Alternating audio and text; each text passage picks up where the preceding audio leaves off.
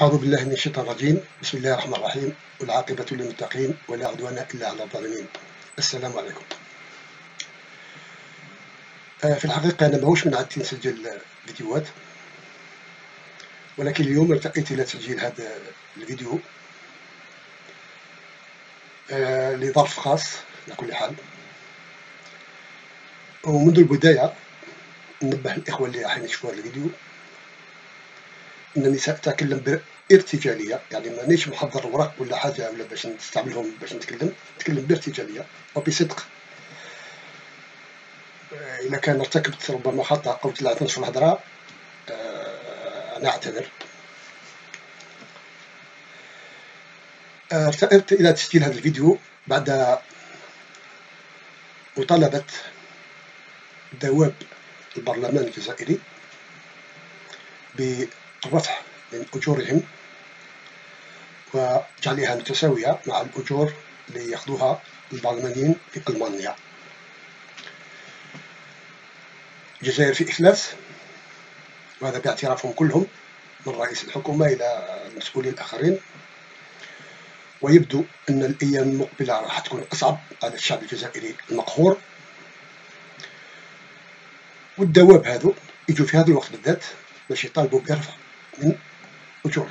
أنا وجه سؤال أولا لهذا البرلمانيين، لهذا الدواب عفوا،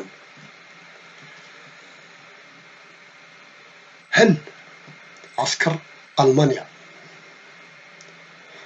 أو هل عسكر الجزائر الذين يأكلون الخبز الأسود على الحدود الجزائرية وما أطولها راهم ياخذوا نفس رواتب عسكر ألمانيا؟ هل المعاقين الجزائريين وما أكثرهم راهم ياخذوا نفس رواتب المعاقين في ألمانيا؟ هل العاطلين الجزائريين العاطلين عن العمل راهم ياخذوا نفس رواتب العاطلين عن العمل في ألمانيا؟ هل المواطنين الجزائريين اللي ساكنين في نواحي وادي الحراش يشمون نفس الروائح التي يشمها المواطنين في ألمانيا؟ هل الداب الجزائري يأكل نفس الحشائش اللي يأكلها الداب في ألمانيا؟ واش حاطين روحكم انتم؟ يعني انتم ربما حاطين روحكم انتم خيرة المجتمع، انتم أغلبيتكم الأغلبية فيكم، وراح من بعد راح ندخل في الموضوع، مثلا ما ندخلش في الموضوع. الأغلبية فيكم أميين وجهلة، بدليل أنه في فيديو أنا شفته أكثر من مرة على اليوتيوب وعلى قناة المغربية كذلك، يسألكم صحفي آخر كتاب قرأته، أنتم كلكم ما كانش واحد فيكم قدر يجاوب بطريقة صحيحة يعني ويعني وعنده ثقة في نفسه، ما يدل أنكم لا تقرؤون، ومن لا يقرأ شخص جاهل وأمي، خاصة إذا كان برلماني. البرلماني المفروض أنتم تمثلوا الشعب، راكم تقولوا فوت عليكم الشعب باش تعاونوا الشعب، باش تدافعوا على حقوق الشعب.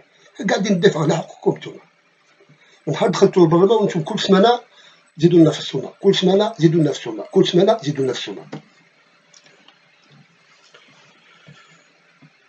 المهم أنا اليوم الهدف تاع تسجيل هذا الفيديو هذا ربما مقدمة صغيرة برك، هو الحديث عن عينة من البرلمانيين من الدواب الجزائريين، دواب البرلمان عينة، يعني أتكلم على شخص واحد، وصدقوني أن هذاك الشخص يمثل الأغلبية الساحقة للبرلمانيين الموجودين اليوم في الجزائر.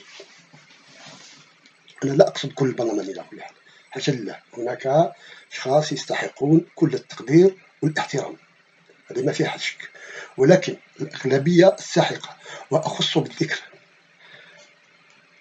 البرلمانيين تاع حزب الانتهازيين، حزب أحمد بولكيران اللي نسميه أنا حمدو يحيى، والبرلمانيين تاع حزب جبهة التزوير الوطني، مش جبهة التحرير اللي كانوا فيها رجال، لا، جبهة التزوير الوطني، وبرلمانيين من الحزبات الأخرى كثيرة هي على كل حال. نذكر على سبيل المثال حزب الشكامة، تاع بن حمون. واليوم راح نتكلمكم على برلماني من حزب الشكامة. ما راحش نذكر اسمه وما راحش نذكر الخصوصيات تاعو، للسبب البسيط انني لا اقصده هو شخصيا كبرلماني، بل اقصد هو يعني اقصد كل البرلمانيين الموجودين اليوم في الجزائر باستثناء اقليه قليله. واللي يسمع الفيديو هذا انا ما نطلبوش باش يصدقني واش راح نقول له، ربي عطانا عقول يسمع ويحكم بنفسه. الا بغى يصدق ربي يسهل عليه، الا كان بغاش يصدق ربي يسهل عليه. المهم انا الشيء اللي راح نقوله والله على ما اقول شهيد. هذا البرلمان اللي راح نهضر لكم عليه كان اطار بين قوسين في مؤسسه جزائريه، ما راح نذكرها كذلك. لما تخرج وقبل ما نكمل عنده مستوى ثانية ثانوي أو الثالثة ثانوي على يعني أقصى تحديد حسب المعلومات اللي عندي، ولكن نقول ثالث ثانوي ولا ثاني ثانوي مانيش يعني نقص من قيمة أصحاب هذا المستوى، حاشا لله.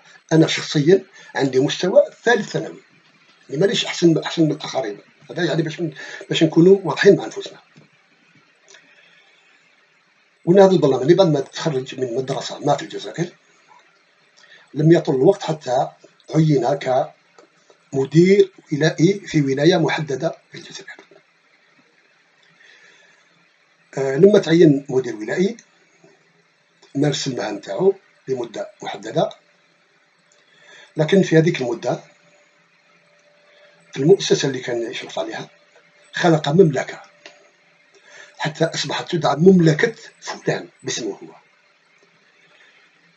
وكل مدينة يعني مقر الولاية شاف اليود ولاية وين كان المكتب تاعو، الناس تاع المدينة هذيك تاع شاف اليود ولاية يعرفوها كاع، يعني يعرفوا كاع مملكة الدولي. ودوك إلا كاين واحد مثلا ولا جماعة من الولاية هذيك راح يسمعوني راح يتأكدوا وراح يصلحوا يتأكدوا بلي الشيء اللي قاعد نقول فيه ماهوش غلط. مارس المهام تاعو لمدة محددة كما قلت لكم 3 أو 4 سنوات تقريبا.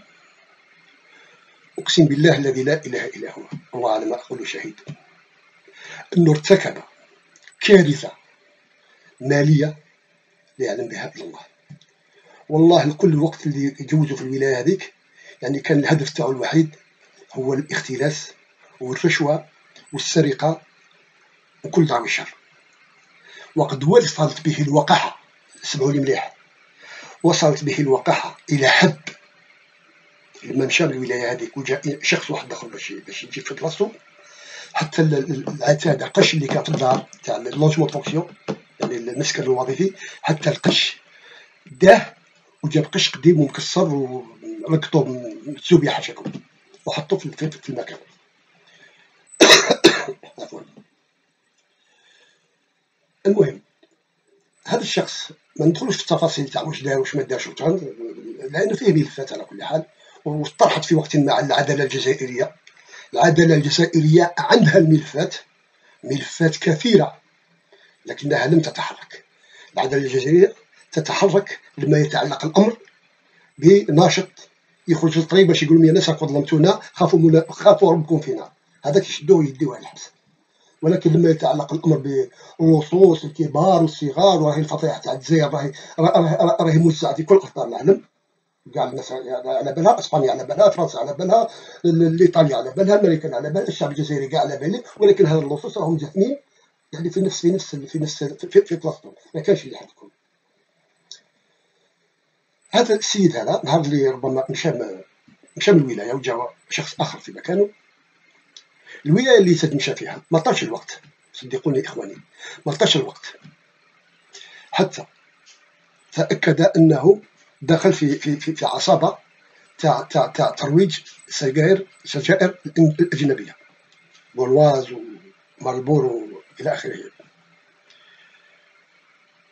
كيفاش تكشفت الحاله هذه؟ في وقت من الاوقات الدرك الوطني لولايه غردايه، ان شاء الله راهم يسمعوا فيها، الدرك الوطني لولايه غردايه وقفوا سياره تاع المصلحه اللي تاع الشخص اللي قاعد نتكلم عليه، ولقوها معبيه بالسجائر الاجنبيه متجهه الى الى ما كان مع العاصمه ولا مش عارف.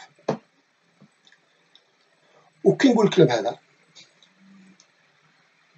ممكن اي شخص يسقسيني يقول لي انت على اي اساس، وين على بالك انت؟ كلام صدقوني ما تصدقونيش، سمعته من فم المدير العام، المدير العام تاع المؤسسه اللي يشتغل فيها هذا الشخص، في مكتب المدير العام اللي سمعتها انا شخصيا سمعتها. وقفوها على العمل ومشات قضايا في العداله، لكن ما طاش الوقت حتى كل هذيك القضايا تغمات كما نقولوا حنا، خلاص تسكر الدوسي وكأنه شيء لم يحدث. وهنا افتح قوس، بعد مرور الوقت جاتني معلومات، انا شخصيا جاتني معلومات باللي الشخص هذا عنده، مانيش متاكد، اما خوه اما شخص مقرب للعائله تاعو، هو النائب العام ولا النائب العسكري، نائب المحكمه العسكريه بالبليده، نائب العام للمحكمه العسكريه، البروكيرور جينيرال تاع المحكمه العسكريه بالبليده. وانا بعد دققت الامور لقيت اسمه صحيح موجود في الجريده الرسميه، اسم تاع السيد هذا موجود في الجريده الرسميه لما تعين كنائب عام للمحكمه العسكريه بالبليده، ما يؤكد انه فيه ربما بعض الامور اللي جعلت الملف هذا يتسكر نهائيا. ما فاش الوقت بعد الامر هذا حتى اصبح هذا الشخص رئيس بلديه في مكان ما بالجزائر تحت حزب، طبعا حزب الانتهازيين، لان الشخص هذا انتهازي، حزب الراندو، حزب احمد بولكيران. بقى رئيس بلديه لوقت مع ربي اللي يعلم في المده هذيك الشيء اللي دار والشيء اللي ما داروش، هذا يعلم به الله، ما نقدرش نتكلم على امور ما نعرفهاش. ما طاش الوقت حتى يصبح برلماني، دخل في الانتخابات وصبح عضو في البرلمان، مش هذا الموندا، هذا الموندا اللي قبل. باسم دخل، ما دخلش باسم الحزب الارندي، لا، دخل باسم حزب الافنا تاع موسى تواتي. يعني كيما نقولوا حنا في العاميه تاعنا كي البزيز يصوتي من بلاصه لبلاصه، حزب موسى تواتي بقى في البرلمان، كمل العهده تاعو الاولى، بعد ما انتهت العهده جات العهده اللي راه يضك حاليا، زاد دخل في الانتخابات، لكن ما دخلش بالحزب الارندي ولا حزب الافانا، لا، دخل مع حزب الشكامه تاع بن حمو، وكان في البرلمان. علاش كان في البرلمان؟ حزب بن حمو ما عنده حتى قيمه، ما كاينش الجزائريين، كاين الجزائريين ما يعرفوهش، ما يسمعوش به خلاص، للسبب البسيط، صدقوني يا اخواني، صدقوني راني نهضر لكم من قلبي، مش يعني باش ربما نتلاعب بعقول الناس، لان الباليين في الجزائر لما يمشي مواطن ينتخب باطل، هي ان سيستم دو كوطا، ان سيستم دو كوطا يستعملوه الصعاليك تاع النظام الجزائري. علاش؟ باش يبقاو دائما هما متحكمين في الامور، يعني اي قانون يحبوا يمروه اللي يساعدهم، لما يكون ان بارلمان دو كوطا، على بالهم واش هما الناس اللي يحطوا بعض الناس اللي ربما عندهم مواقف ووجهه شرفاء، ولكن الاغلبيه الساحقه سيت كوطا، على بالهم بلي كل القوانين اللي حبوا يمروها بسهوله. وعندكم دليل، الدستور اللي اغتصبوا بوسيليقه في 2008 شوفوا كيفاش عقب، ومن بعد طالبوا، فكروا مليح معايا، بعد ما عقب الدستور البرلمانيين طالبوا بالمقابل، طالبوا باش يخلصوهم، وزيد الدستور اللي جا من بعدو هذا اللي دار مؤخرا تاع الدوله المدنيه تاعهم نفس الشيء، بعد ما عقبوه طالبوا بالزيادات في المرتبات تاعهم. والمره هذه بعد ما عقبوا القانون تاع الانتخابات، انا ما نتبعش مليح الامور تاع السياسيه تاع الجزائر، ما تهمنيش يعني، على بالي بلي كلشي مخدوع، هذا على بالي به، متيقن 100% بلي كلشي اللي يجي من الجزائر في الامور السياسيه مخدوع، ماهوش صحيح، ماهوش مبني على قواعد يعني نزيهه.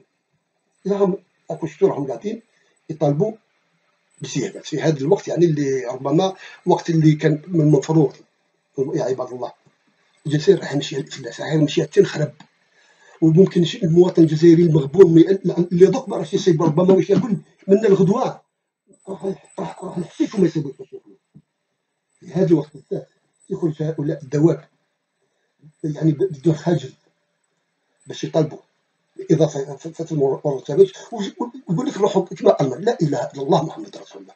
علاش واش نتوما واش ألمانيا؟ ألمانيا راهي من أكبر القوى الاقتصادية في العالم بلا بترول. ما عندهاش بترول ألمانيا في حدود معلوماتي. راهي أقوى قوة اقتصادية في العالم. وشكون من أنتم يا دواب البرلمان حتى تطالبوا بزيادات في هذا الوقت بالذات؟ شكونكم انتوما؟ واش راكم حاطين رواحكم؟ المهم نتكلم على هذا الشخص، نأكد لكم بلي يعني الهدف تاعي مش هو شخصيا، لأنه هو شخصيا داب ككل الدواب. شوف كيف هو ولا واحد آخر بور موا سي لا ميم شوز. المهم باش نختم نعرف تكون فكرة على هذا الدواب الآخرين كاع كيف صدقوني استثنيوا ربما بعض 20 ولا 25 واحد ولا مانيش عارف. المهم استثنيوا البعض اللي ربما عندهم مواقف. وما تفاجئوش يا الشعب الجزائري، والله هذه المواقف اللي تظهر من حين لآخر، من هذا كله تصريح اللي يقولوا فلان ولا فلتان، واحد يقول مانيش عارف كنتو خمامسة وكنتو حمالين وكنتو كذا وكنتو كذا. نعم كنا خمامسة، والدينا كانوا خمامسة وكانوا حمالين وراسهم مرفوع عمرهم ولا كانوا عبيد في فرنسا. أما أنتم عبيد فرنسا، عبيد فرنسا. مجموعة من الصعاليك يسكنون بلدية صعلوكستان الموجودة غرب العاصمة. هي بلدية صغيرة تعرفوها كاع يا أخويا الجزائريين اللي ما تقدروش تدخلوا ليها انتوما، لو كان تروح يخلوك تدخل.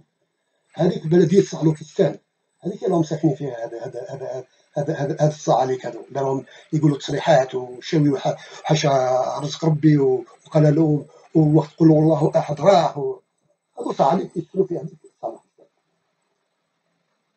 صعاليك صعلوكستان عبيد تاع فرنسا، لكن المشكل انهم حاطين روحهم سياد على الشعب الجزائري. فرنسا تشوف فيهم عبيد وهما يشوفوا فينا احنا الجزائريين، هما اللي يشوفوا فينا كعبيد، يعني هما سياد علينا. وفرنسا هي في الحقيقة فرنسا هي اللي سيد عليهم. ومع الناس هذو صدقوني، مع هذا النظام ومع هذا الناس صدقوني، الجزائر لم ترى أيام بيضاء من ربوع المستحيلات.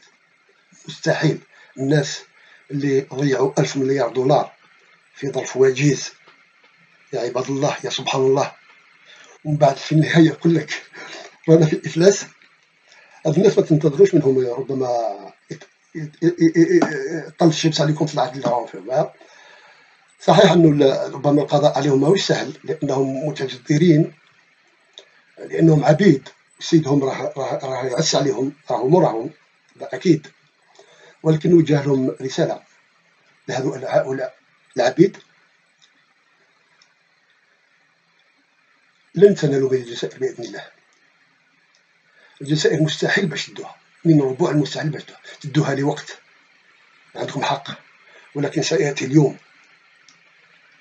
الذي سيقوم فيه رجال ويرمون بكم في البحر بإذن الله. فرنسا قعدت 130 سنة، لكن هنا نظر رجال رموها في البحر.